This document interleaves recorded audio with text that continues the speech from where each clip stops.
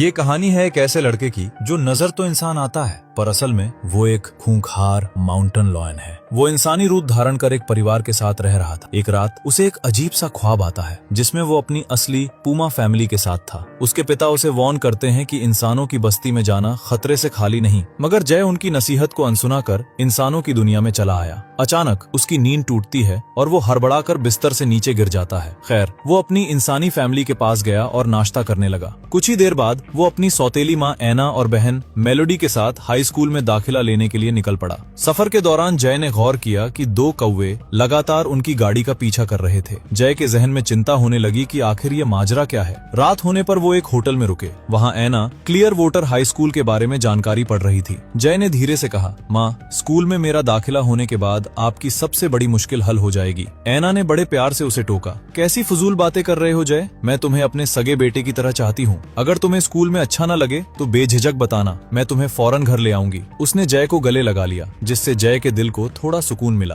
आधी रात के सन्नाटे में कुछ आहटें हुई जिससे जय की आंख खुल गई। उसने खिड़की से बाहर झांका तो देखा कि 4 भेड़िए एक माइन सेफ्टी साइट के अंदर दाखिल हो रहे थे। जय ने उन्हें नजरअंदाज किया और दोबारा सो गया। अगले दिन वे क्लियर वाटर हाई स्कूल पहुंच गए। वहां जय ने जो देखा उसने उसके होश उड़ा दिए। वही 2 कौवे अचानक इंसानी शक्ल में बदलकर स्कूल के अंदर चले गए। जय ये मैजिक देख दंग रह गया। स्कूल की प्रिंसिपल लीसा जय और उसके परिवार को अपने दफ्तर ले गईं। उन्होंने सवाल किया, क्या आप जय के असली माँ बाप के बारे में कुछ जानती हैं? एना ने बताया, हमें उसके असली माता पिता के बारे में कोई इल्म नहीं। ये मुझे पुलिस स्टेशन में मिला था। इसके कपड़े तार तार थे और इसे अपना नाम तक याद नहीं था। मैं बाल कल्याण संस्था में काम करती हूँ, इसलिए इसकी हालत देख मैंने इसे अपने परिवार का हिस्सा बना लिया। एना ने आगे कहा, मैं इसे घर पर ही पढ़ा रही थी पर अब इसका स्कूल जाना जरूरी है। इसका कोई दोस्त नहीं है और कल ही इसने अपने बड़े भाई मेल्टन से लड़ाई की। मेलोडी ने बीच में टोकते हुए कहा, मॉम, जय को इतना तेज गुस्सा आया था कि उसने भाई का चेहरा खरोंच डाला। एना ने मेलोडी को खामोश कराया और उलझन भरे अंदाज में कहा, मुझे समझ नहीं आता कि जय ने उसे इतना जख्मी कैसे किया। इसके नाखून तो इतने बड़े भी नहीं है। प्रिंसिपल लीसा मुस्कुराई और बोली, मैंने ये स्कूल 3 साल पहले उन बच्चों के लिए शुरू किया था जिन्हें लगता है कि वो दूसरों से अलग है। मेरा मानना है कि हमारा स्कूल जय के लिए बेहतरीन रहेगा। एना ने हैरानी से पूछा, पर आपको हमारे बारे में पता कैसे चला? लीसा ने जवाब दिया, मैं उन सब पर नजर रखती हूँ जिनके पास स्पेशल पावर्स होती हैं। आपको जय की फीस की फिक्र करने की जरूरत नहीं है। आप एंड्रू मिलिंग को तो जानती ही होंगी। वो कई बड़ी कंपनियों के मालिक हैं और हमारे स्कूल के पेट्रन भी हैं। जय को यहाँ लाने का मशवरा उन्हीं का था। ये सुनकर जय और एना के चेहरों पर खुशी आ गई। लीसा ने एना और मेलोडी को बाहर भेज दिया और जय से मुखातिब होकर कहा, तुम्हारे बारे में जानकर मैं यकीन से कह सकती हूँ कि तुम एक शिकारी यानी प्रेडेटर हो। जय सन्न रह गया। उसने पूछा, आपको ये सब कैसे मालूम? लीसा ने राज खोलते हुए कहा, जय, इस स्कूल में मौजूद हर शख्स एक शेप शिफ्टर है। हम अपनी मर्जी से इंसान से जानवर बन सकते हैं, इसीलिए हमें वुड वॉकर्स कहा जाता है। अब बताओ तुम्हारी असलियत क्या है? जय ने धीरे से कबूल किया, मैं एक पूमा हूँ। लीसा ये सुनकर बेहद खुश हुई। उन्होंने तसल्ली दी, अब घबराने की जरूरत नहीं, हम तुम्हें दोनों दुनियाओं में तालमेल बिठाना सिखाएंगे। तुम अपनी मर्जी से ट्रांसफॉर्म हो सकोगे। वैसे क्या तुम्हारी फैमिली को तुम्हारी हकीकत पर कोई शक है? जय ने कहा, नहीं, उन्हें अंदाजा भी नहीं कि मैं एक पूमा हूँ। उन्हें बस ये लगता है कि मैं थोड़ा अजीब हूँ। लीसा ने समझाया, ये अच्छी बात है क्योंकि इंसान समझते हैं कि हमारे जैसा कोई वजूद ही नहीं है। अगर उन्हें पता चल गया तो हमारे लिए मुसीबत खड़ी हो जाएगी। तभी अचानक एक तेज अलार्म गूंज उठा। जय को उस आवाज से काफी तकलीफ होने लगी। लीसा उसे बाहर ले गई जहां बहुत सारे वुड वॉकर्स अपने एनिमल फॉर्म्स में मौजूद थे। वहां एना और मेलोडी भी खड़ी थीं और उन्हीं की मौजूदगी की वजह से वो अलार्म बज रहा था। लीसा ने उसे बंद किया और एक स्टूडेंट को उन्हें वहां से ले जाने को कहा। लीसा ने जय को बताया, ये सब तुम्हारी तरह वुड वॉकर्स हैं और ये अलार्म हमें इंसानों की मौजूदगी की इत्तिला देता है। दोनों स्कूल के अंदर जाने लगे। तभी जय गलती से जेफरी के दोस्त से जा टकराया। वो चारों भेड़िए थे और उनकी नजरों में जय के लिए कोई हमदर्दी नहीं थी। जेफरी जो एक भेड़िया था, अपनी फितरत के मुताबिक जय को डराने की कोशिश करने लगा। माहौल में कड़वाहट बढ़ गई थी। जय ने भी ईंट का जवाब पत्थर से देने के लिए अपने तेज नाखून बाहर निकाल लिए। दोनों के बीच जंग छिड़ने ही वाली थी कि तभी प्रोफेसर जेम्स ने दखल दिया और मामला शांत कराया। एना ने फिक्रमंदी से जय से पूछा, बेटा, क्या तुम्हें ये स्कूल पसंद आया? क्या तुम यहाँ रुकना चाहोगे? जय अपनी शक्तियों पर महारत हासिल करना चाहता था, इसलिए उसने क्लियर वाटर स्कूल में रुकने का फैसला कर लिया। उसी वक्त वहाँ एंड्रू मिलिंग आ गए। एना और मेलोडी जय को भारी मन से अलविदा कहकर वहाँ से रुखसत हो गयी। प्रिंसिपल लिसा जय को एंड्रू के पास ले गयी। एंड्रू ने उसकी आंखों में झांकते हुए पूछा, क्या तुम्हें पुमा की आजाद जिंदगी पसंद नहीं आई जो तुम इंसानों की इस भीड़ भाड़ वाली दुनिया में चले आए? जय ने ईमानदारी से जवाब दिया, मुझे अपनी वो जिंदगी अजीज थी, मगर मेरे दिल में एक अजीब सा खालीपन था। मैं इंसानों के रहन सहन को करीब से देखना चाहता था, बस इसीलिए यहाँ चला आया। लिसा ने जय को उसके कमरे की तरफ ले जाते हुए एक राज की बात बताई कि एंड्रू भी उसकी तरह एक पूमा ही है। उसे कमरे में छोड़कर लिसा चली गई। तभी एक नन्ही गिलहरी खिड़की से अंदर आई और जय को दूसरी तरफ मुड़ने का इशारा कर पलक झपकते ही एक लड़की में बदल गई। उसने मुस्कुराकर कहा, मेरा नाम होली है। तभी जय का रूममेट वहाँ पहुँचा जो एक खरगोश था। जैसे ही उसे पता चला कि उसका रूममेट एक खूंखार पूमा है, उसके हाथ पांव फूल गए और वो जान बचाकर वहाँ से भाग निकला। उसे डर था कि कहीं जय उसे अपना निवाला न बना ले। खैर, होली ने जय को स्कूल की पोशाक दी और उसे शेप शिफ्टिंग क्लास के लिए ले गई। रास्ते में उनकी मुलाकात लू से हुई जो एक एल्क हिरन की प्रजाति थी। लू ने एक चौंकाने वाली खबर दी, कल रात फिर से इंसानों की माइन पर हमला हुआ है। जय समझ गया कि ये वही हमला था जिसका मंजर उसने पिछली रात देखा था। होली ने जय को हिदायत दी, हमारी क्लास के मास्टर एलवुड हैं और लू उन्हीं की बेटी है, इसलिए बेहतर होगा कि तुम उनके सामने लू से ज्यादा गुफ्तगू न करो। क्लास शुरू हुई और एलवुड ने जय को अपने असली जानवर के रूप में आने को कहा। तभी ब्रैंडन नाम का एक लड़का अपनी बाइसन जंगली भैंस फॉर्म में आ गया, मगर वो दोबारा इंसान नहीं बन पा रहा था और झेप कर वहाँ से चला गया। जय को भी पूमा बनने में मुश्किल हो रही थी। वो हार मानकर जाने लगा, पर लिसा ने उसे रोक लिया। उन्होंने जय से कहा, अपनी आंखें बंद करो और अपनी पूमा फैमिली को याद करो। उस गहरे ध्यान में जय को अपना असली नाम याद आया, कैराग। यादों के उस सैलाब ने अपना असर दिखाया और जय यानी कैराग एक शानदार पूमा में तब्दील हो गया। लिसा और एंड्रू ये देखकर बेहद खुश हुए। देखते ही देखते बाकी स्टूडेंट भी अपने अपने जंगली रूपों में आ गए। खुद प्रिंसिपल लिसा एक ईगल बन गई और ऊंचाई से सबको स्कूल की अहमियत समझाने लगी। दिन ढला और सब अपने कमरों की ओर चल दिए। कैराग का पुराना रूममेट तो डर के मारे लौटकर नहीं आया, इसलिए अब ब्रैंडन उसका नया साथी बना। जल्द ही कैराग, होली और ब्रैंडन की पक्की दोस्ती हो गई। कैंटीन में कैराग की नजर उन दो कौवों पर पड़ी, शैडो और रिंग, जो साये की तरह उस पर नजर रखे हुए थे। वहीं दूसरी तरफ जेफरी और उसके साथी एक मासूम स्टूडेंट को तंग कर रहे थे।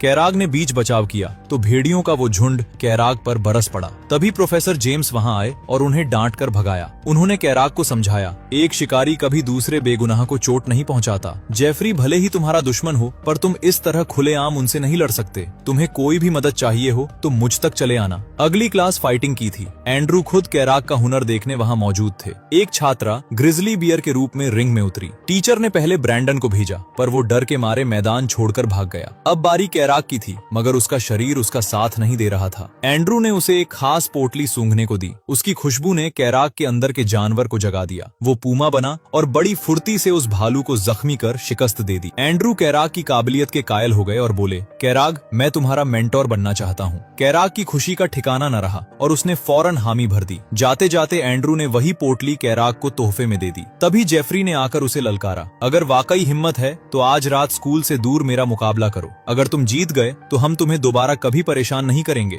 रात के अंधेरे में कैराग, होली और ब्रैंडन के साथ तय की हुई जगह पर पहुंचा। मुकाबला शुरू हुआ, पर जेफरी ने धोखाधड़ी की। उसने अकेले लड़ने का वादा किया था, मगर उसके चारों साथी भेड़ियों ने मिलकर कैराग पर धावा बोल दिया। दोस्त को मुसीबत में देख ब्रैंडन भी अपनी विशाल बाइसन फॉर्म में आया और भेड़ियों को तहस नहस करने लगा। इसी अफरा तफरी का फायदा उठाकर कैराग ने जेफरी को दबोच लिया। अब जेफरी के पास सरेंडर करने के अलावा कोई चारा नहीं था। वो अपनी हार मानकर साथियों के साथ दुम दबाकर भाग गया। उन्हें लगा कि किसी को पता नहीं चला, मगर दूर एक उल्लू की तेज आंखें ये सारा मंजर देख रही थीं। अगले दिन क्लास में माहौल कुछ भारी था। प्रोफेसर जेम्स की बाज जैसी नजरों से कैराग और जेफरी के जख्म छिप न सके। उन्हें अंदाजा हो गया कि रात में कोई बड़ी जंग हुई है। उन्होंने सख्ती दिखाते हुए पांचों को फौरन डॉक्टर के पास भेज दिया। उसी दोपहर एंड्रू मिलिंग कैराग को अपने साथ बाहर ले गया। कैराग के जहन में एक सवाल बार बार कौंध रहा था। उसने पूछ ही लिया, एंड्रू, आप मेरी इतनी मदद क्यों कर रहे हैं? एंड्रू ने उसकी आंखों में देखते हुए बड़ी संजीदगी से कहा,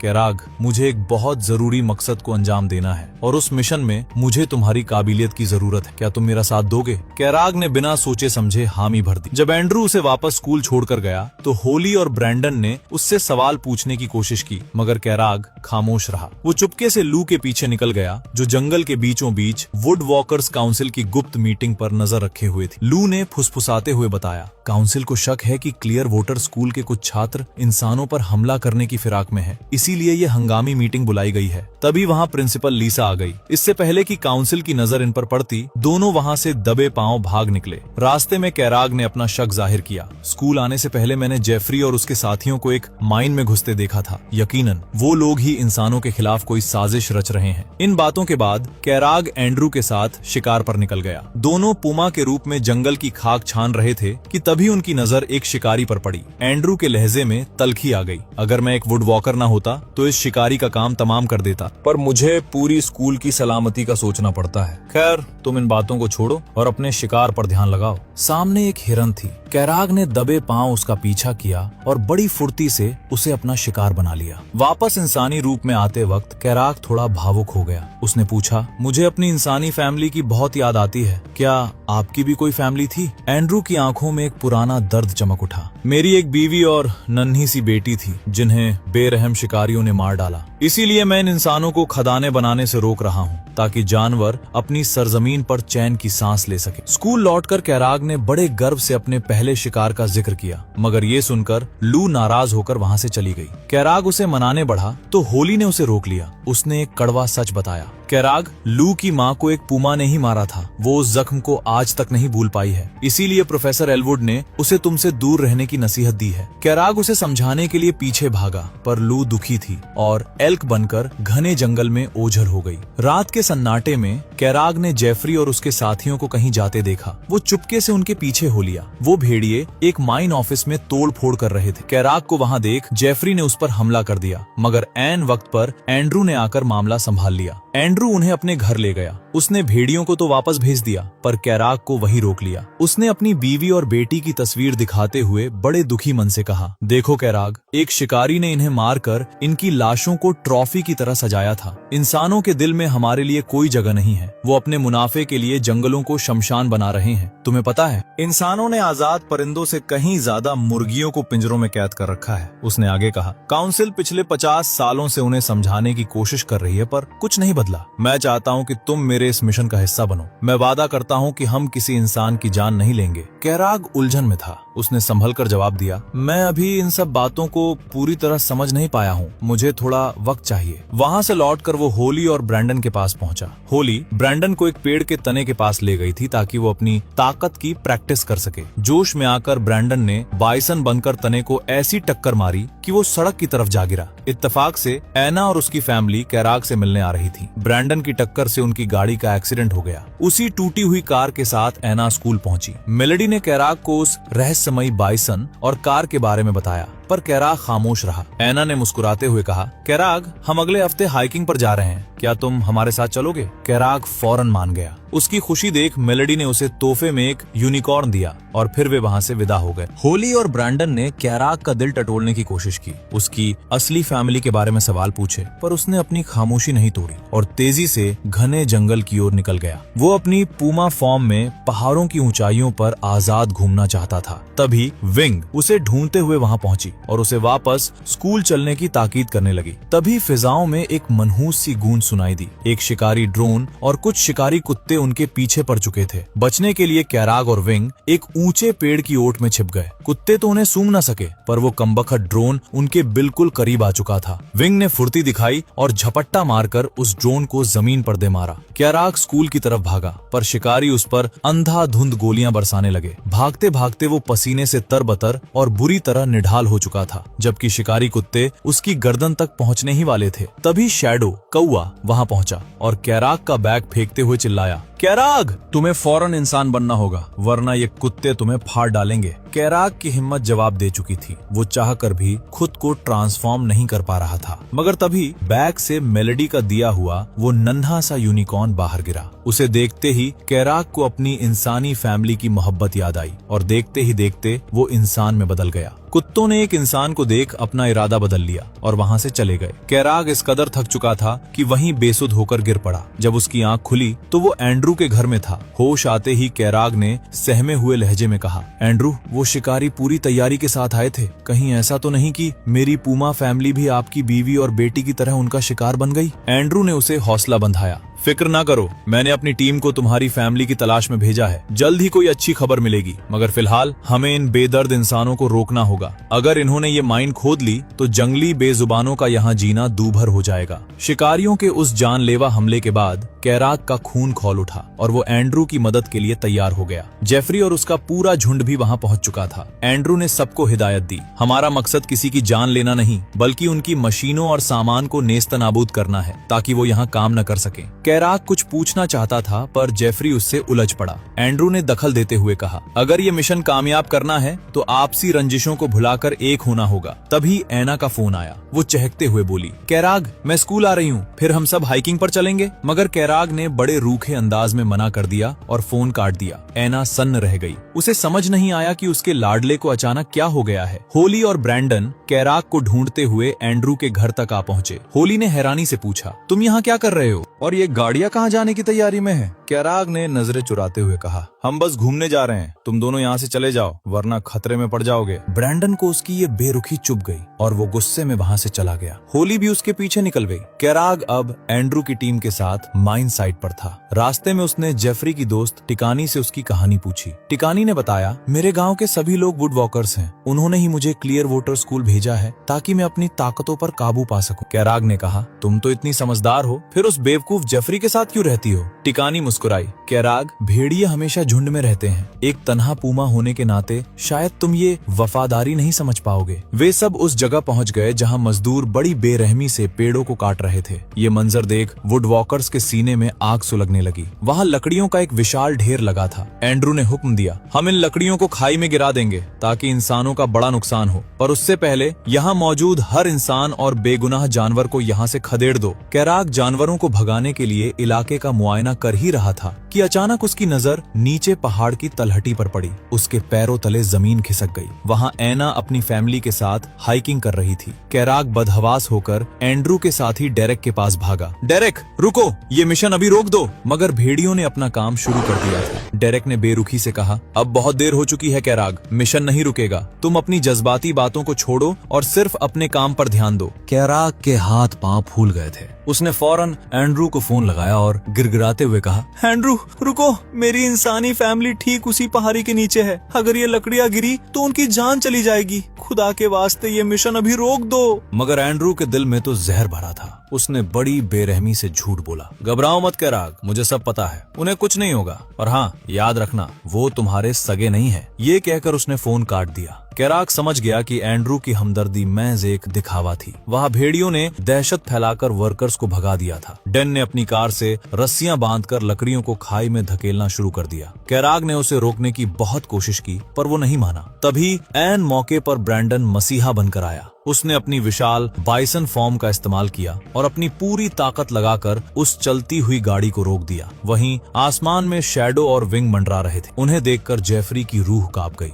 उसे लगा कि अगर प्रिंसिपल लीसा को इस साजिश की भनक लग गई तो वे सबको स्कूल से निकाल बाहर करेंगी। वो डरपोक अपने साथियों के साथ दुम दबाकर वहाँ से भाग निकला, मगर टिकानी नहीं भागी। वो कैराग की मदद के लिए वहीं रुक गई। ब्रैंडन अकेली जान उस भारी गाड़ी को रोकने में जूझ रहा था, जिसे देख कैराग ने फुर्ती से टायर के नीचे एक लकड़ी फंसा दी। होली भी जान हथेली पर लेकर कार के अंदर घुसी ताकि डेन को रोक सके, पर उस जालिम ने उसे उठाकर खाई में फेंक दिया। शुक्र है कि टिकानी ने वक्त रहते उसे थाम लिया। तभी लू वहां पहुंची और डेरेक का रास्ता रोकने लगी। डेरेक गुस्से में ग्रिजली बियर बन गया और लू को खाई में गिराने ही वाला था कि ब्रैंडन ने एक जोरदार टक्कर मारकर उसे दूर फेंक दिया। कैराग ने भी पूमा बनकर डेन को वहां से खदेड़ दिया। तभी एंड्रू खुद पूमा बनकर वहां आया। उसने नफरत में आकर टायर के नीचे लगी लकड़ी हटा दी, जिससे कार धीरे धीरे पीछे सरकने लगी। कैराग और एंड्रू के बीच एक भयानक जंग छिड़ गई। एक तरफ लालच था और दूसरी तरफ अपनों को बचाने की तड़प। मगर अफसोस, भारी लकड़ियां खाई में गिर ही गईं। कैराग ने अपनी लड़ाई छोड़ी और बिजली की तेजी से ऐना को बचाने के लिए नीचे कूदा। ऐना ने मौत को अपनी तरफ आते देख लिया था। वो डोनाल्ड और मेल्टन को लेकर एक पेड़ की ओट में छिप गई, पर मेलेडी, उसने हेडफोन लगा रखे थे, उसे कुछ सुनाई नहीं दे रहा था और मौत की लकड़ियां बस उसे कुचलने ही वाली थीं। तभी एक साय ने छलांग लगाई। कैराग ने अपनी जान की परवाह न करते हुए मेलेडी को खींच लिया। अपनी बेटी को सही सलामत देख एना की आंखों में खुशी के आंसू आ गए। मेलेडी ने उस पूमा की तरफ इशारा किया, पर किसी ने उसकी बात पर यकीन नहीं किया। लू, होली और ब्रैंडन बदहवास होकर कैराग को ढूंढने लगे। वो खाई में लहूलुहान पड़ा था। उन्हें लगा कि उनका दोस्त अब नहीं रहा, पर कैराग चट्टान का बना था। उसे सिर्फ चोटें आई थीं। वो इंसान में बदला और एना के पास पहुंचा। तभी वहां एंड्रू भी आ धमका। उसने चेहरे पर शरीफों वाला मुखौटा ओढ़ा और एना से कहा, मैं कैराग का मेंटोर हूँ। हम यहाँ सैर पर आए थे। शुक्र है खुदा का कि आप सब महफूज हैं। अपनी छवि सुधारने के लिए उसने एना की फैमिली को हेलीकॉप्टर से अस्पताल भिजवा दिया। जाते जाते उसने कैराग के कान में जहर घोला। अगर तुम ऐसे ही इंसानों के लिए अपनी जान दांव पर लगाते रहे तो कभी असली वुडवॉकर नहीं बन पाओगे, कैराग ने जवाब दिया। मैं एक असली वुडवॉकर हूँ एंड्रू। आपकी और मेरे पिता की सोच गलत है। मेरा मानना है कि हम अपनी दोनों पहचानों के साथ दोनों दुनियाओं में खुश रह सकते हैं। एंड्रू ने अपनी हार छिपाते हुए एक आखिरी पत्ता फेंका। तुम्हारी इस इंसानी वफादारी के बदले मैं तुम्हें तुम्हारी असली फैमिली का पता बताता हूँ। मेरे जासूसों ने 3 पूमा देखे हैं। यकीन मानो वो तुम्हारे अपने हैं। तभी लिसा और जेम्स वहाँ पहुँचे। एंड्रू ने झूठ की चादर ओढ़ते हुए कहा कि कैराग की वजह से आज किसी को चोट नहीं आई। होली लिसा को सब सच बताना चाहती थी, पर कैराग ने उसे रोक दिया। उसे अपनी असली फैमिली तक पहुँचने के लिए अभी एंड्रू की जरूरत थी। लिसा को शक तो हुआ, पर वो खामोश रही। वापसी के सफर में लू ने पूछा, कैराग तुमने एंड्रू की असलियत क्यों छिपाई? कैराग की आंखों में उम्मीद की चमक थी। मुझे अपनों को ढूंढना है। मैं चाहता हूँ कि मेरे सगे पिता मुझे समझें। जंग के इन लम्हों ने लू और कैराग को करीब ला दिया था। उनके बीच प्यार का इजहार होने ही वाला था कि शरारती होली ने बीच में आकर उन्हें टोक दिया। वे सब वापस स्कूल पहुंचे, जहां कैराग की बहादुरी के चर्चे आम थे। जो कल तक उसे नफरत की निगाह से देखते थे, आज वो भी उसके मुरीद बन चुके थे। यहाँ तक कि प्रोफेसर एलवुड ने भी उसकी जमकर तारीफ की। कैराग ने साबित कर दिया कि वो सिर्फ एक शिकारी नहीं बल्कि एक रक्षक है। ऐसी ही और भी दिलचस्प और सिनेमैटिक कहानियों के लिए हमारे चैनल को अभी सब्सक्राइब करें और बेल आइकन दबाना ना भूलें। जल्द मिलते हैं एक नई कहानी, एक नए रोमांच के साथ। तब तक के लिए अपना ख्याल रखें।